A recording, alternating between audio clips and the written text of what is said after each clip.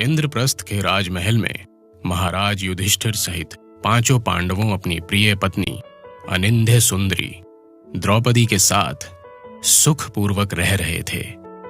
द्रौपदी को एक वरदान के कारण 5 पतियों का वरण करना पड़ा था। देवऋषि नारद ने इस आश्चर्यचकित कर देने वाले विवाह का संबंध भविष्य से जोड़कर पांडवों को परामर्श दिया था कि वो सभी द्रौपदी के साथ संबंध में नियमों का पालन करें, जिससे उनमें किसी प्रकार का पारस्परिक क्लेश उत्पन्न ना होने पाए। इसके बाद पांचों पांडवों ने द्रौपदी का साहचर्य पाने के बारे में कुछ नियम निर्धारित किए।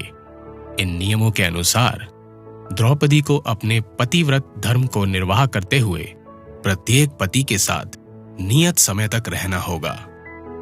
जब वो किसी एक के साथ एकांतवास में होगी तो दूसरा कोई भी पांडव किसी भी दशा में वहां प्रवेश नहीं करेगा। यदि भूलवश भी कोई किसी के द्वारा ये नियम भंग हुआ तो उसे 12 वर्ष के वनवास का दंड भोगना होगा। पांचों पांडवों ने इस नियम को स्वीकार किया। दैवयोग से एक दिन एक दरिद्र ब्राह्मण की गायों को कुछ लुटेरों ने छीन लिया। वो रोता हुआ पांडवों के पास आया। उस समय अर्जुन से उसकी भेंट हुई तो उसने अपनी व्यथा उन्हें कह सुनाई। कुंती नंदन, धर्मराज युधिष्ठिर के न्याय और धर्म की कीर्ति 10 दिशाओं में फैल रही है। फिर भी आज कुछ निरंकुश लुटेरों ने अजय पांडवों का भय ना मानकर मुझ दीन ब्राह्मण की गायें बलात् छीन ली हैं। ब्राह्मण ने विनती करते हुए कहा, हे श्रेष्ठ धनुर्धर, आपके बल के समक्ष किसका बल है? कृपा करके मुझ दीन ब्राह्मण को न्याय प्रदान करें। विप्रवर, आप निश्चिंत रहें और हृदय को मलिन ना करें। अर्जुन ने ब्राह्मण को सांत्वना देते हुए कहा, धर्मराज के राज्य में प्रजा को कष्ट देने वालों को कठोर दंड भोगना पड़ता है। उन म्लेच्छ लुटेरों को भी अपनी करनी का दंड अवश्य भोगना पड़ेगा। आप मुझे बताएं कि वो दुष्ट किस दिशा में गए हैं और आप चैन से रहें। मैं शीघ्र ही आपकी गायें आपको लाकर देता हूं। ब्राह्मण ने संपूर्ण वास्तु स्थिति से उन्हें परिचित करा दिया। ब्राह्मण की बात सुनकर कुछ क्षण अर्जुन ने विचार किया और फिर सेवकों को आज्ञा देकर ब्राह्मण को सम्मान के साथ अतिथि गृह में भेज दिया। अर्जुन के अस्त्र शस्त्र महल में रखे थे, अतः अपने अस्त्र शस्त्र लाने के लिए उन्होंने महल में प्रवेश किया, परंतु शीघ्र ही उन्हें ठिठक कर रुक जाना पड़ा। जिस कक्ष में उनके अस्त्र शस्त्र रखे थे उसमें अब द्रौपदी और युधिष्ठिर एकांतवास कर रहे थे। नियम के अनुसार अर्जुन उस कक्ष में जाने के लिए प्रतिबंधित थे। वहां जाने पर नियम अनुसार उन्हें 12 वर्ष का वनवास भोगना निश्चित था।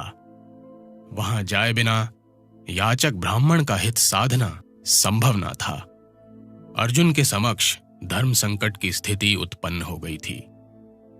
अर्जुन ने विचार किया कि याचक ब्राह्मण और प्रजा की रक्षा का कर्तव्य ऐसे किसी भी नियम से बड़ा था जिसे तोड़ने पर दंड मिलता।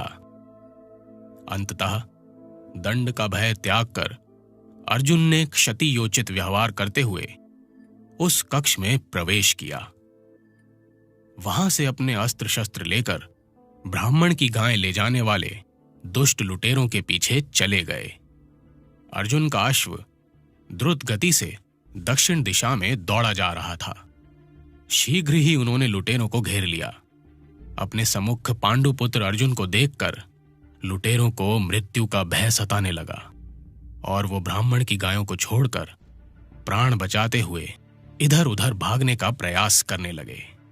अर्जुन ने अपने स्थान पर खड़े होकर ऐसी धनुर्विद्या का प्रदर्शन किया कि कोई भी दस्यु अपने स्थान से तिल भर भी ना हिल सका। अर्जुन ने सबको बंदी बना लिया और गायों सहित उन सबको लाकर महाराज युधिष्ठिर के दरबार में प्रस्तुत किया। इसके पश्चात अर्जुन ने स्वयं को दाम्पत्य नियम भंग करने का दोषी मानते हुए राजसी वस्त्र उतारकर वनवासियों की वेशभूषा धारण कर ली और महाराज युधिष्ठिर से वनगमन की आज्ञा मांगी।